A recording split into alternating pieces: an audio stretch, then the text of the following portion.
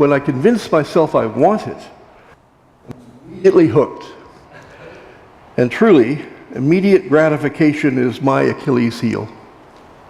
It's my confession. My wife, on the other hand, has always been able to delay her acquisitions and usually urges me to do the same. Well, if you think you really need it, we can save up for it. Almost 46 years of marriage have been marked by moments of frustration just like that, because of this difference in our consumer profiles. However, if I'm honest, she's not here today, so I should admit that she's usually right in these exchanges. So as hard as it is for me to confess, in my wiser moments, I know that my consumer instincts are more about satisfying my own wishes with no particular thought for the needs of others.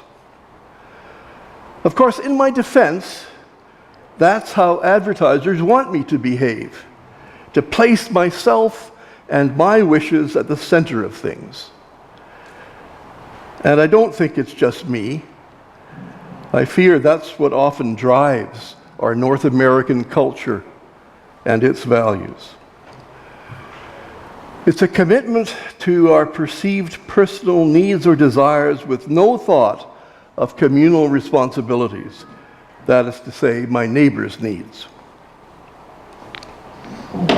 I don't know if you've been following the circus that is U.S. politics, but I think this may be one of the axes on which the American community may be fighting the current election. Who do we care about? Well, today's gospel offers us a thoroughly contemporary parable about someone who is thinking only of himself and his needs. But before looking at the cutting edge of this parable, be reminded of the context in which Jesus has this exchange with the crowd. It's outlined by Luke in the previous chapter. This is what Luke says. When Jesus went outside, the scribes and the Pharisees began to be very hostile toward him and to cross-examine him about many things, lying in wait for him to catch him in something he might say. There is nothing benign in the air at this point of the gospel, and the Easter future awaiting Jesus is beginning to take shape. And so when a call comes from the crowd about a family inheritance dispute, Jesus knows it's not about finding a just solution to a problem, but it's more likely driven by distorted values and a baseline of greed. Isn't it interesting how often the reading of a will is the source of family fights and sometimes the worst of behaviors? Maybe you've been spared that so far, but I haven't. Jesus proclaims one's life does not consist in the abundance of possessions. And then he tells them the parable of the rich man who had grown abundant crops. Now, by any standards, this farmer has been hugely successful, developing a large operation that had produced a consistently plentiful crop. It was so plentiful that he no longer had anywhere to store it. And so he planned to build bigger barns and then to rest on his success, to eat, drink, and be merry in the security of his own bottom line. Now, please be clear. The parable is not about the dangers of successful farming or about the acquisition of wealth. Not at all. Instead, it's about greed and the insatiable feeling of never having enough. The rich man's land has produced bountifully, yet he expresses no gratitude to God or to the workers who have helped him plant and harvest the bumper crops. He has more grain and goods in storage than he could ever hope to use, yet seems to have no thought of sharing it with others, and no thought of what God might require of him. Most importantly, he is blind to the fact that his life is not his own to secure, that his life belongs to God, and that at any time it might come to an end. He could suffer a heart attack or receive a terminal diagnosis. The rich man expects that his comfortable life, lived without thought of the suffering of others, will continue, only better organized, with a more secure future. He has not even considered the possibility that his life has limits and also eternal consequences. So it is, says Jesus, with those who store up treasures for themselves, but are not rich toward God. So for all of us, this parable highlights an important truth about our lives. If we're serious about following Jesus, we need to attend to this teaching. The story is told that a mourner at the funeral of Aristotle Onassis asked of a friend, "Well, how much did he leave?" To which the friend responded, "Everything. He left everything." The allure of wealth is that it can create the illusion of independence.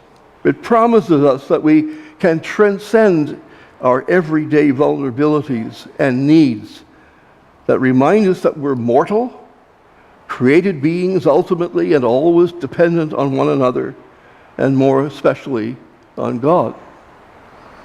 We cannot use money and wealth as a surrogate for satisfaction with life. The biblical truth is that the only way to be free from the obsessions that fail to satisfy us is through the steadfast love of God. It's a love that surrounds us constantly. The real solution to the problem of seeking meaning in how much stuff we have, or in how much we can do to distract ourselves, or how well we can eat, drink, and be merry, is to find our lives in the new life that God offers us all. It's a life that is truly fulfilling, a life of learning that becoming content with God's love turns whatever we have into everything we could ever need. The life of loving God in return, and therefore serving those around us in that love. The rich man in the parable had effectively lived his life in a bubble, without regard for God or neighbor, and unaware that life doesn't last forever. Jesus is calling his hearers, including us, to lives of abundance, certainly, but lives in which others matter, and in which the recognition of our mortality can free us to live graciously content and generously shared lives. And for that freedom, thanks be to God.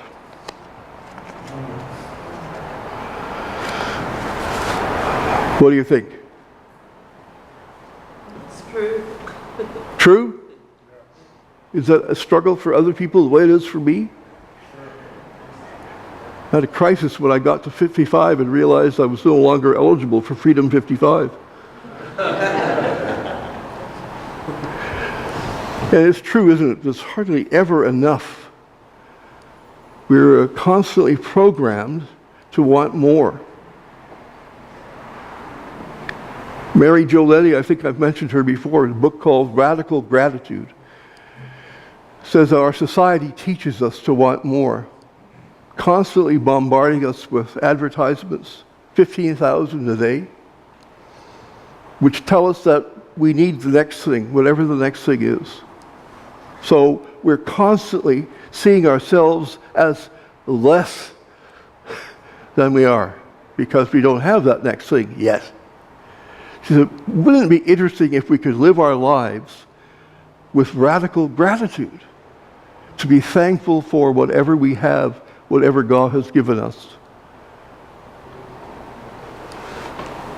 Trump, through this election campaign, has promised to make America great again. Yes. I think Hillary Clinton hit the right note in her speech when she said we were great as Americans when we did things for other people who were in need, when we did things together. Yep. I remember the Peace Corps. I don't think America's standing was ever higher than when the Peace Corps was doing things in so-called third world countries. That was Kennedy, wasn't it? That did that. Yeah, it's kind of a frightening to observe the kind of the psyche that's behind an awful lot of the positions in the election campaign South.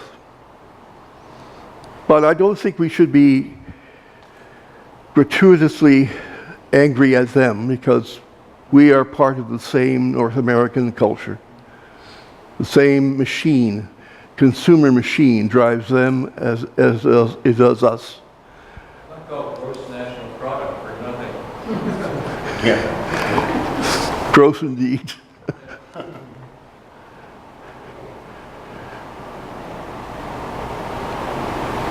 It's kind of hard because in many ways this man is an example, a great farmer, a man of wealth. And it must have been interesting for those around to see Jesus criticize this man who apparently did things well. There's a lot more in the gospel about wealth and money and the right attitude to money than there is about sex. Just let me say that. Because it just seems to me like the church seems to spend a lot of its time thinking about sex. It ain't there in the gospel. What's there is money and people who gossip. All of those things manage to be slipped by us somehow. Who we love seems to be more important, or how we love. You have to remember that. Well, I don't have any more to say. That was good. I want to go home. Thanks to God.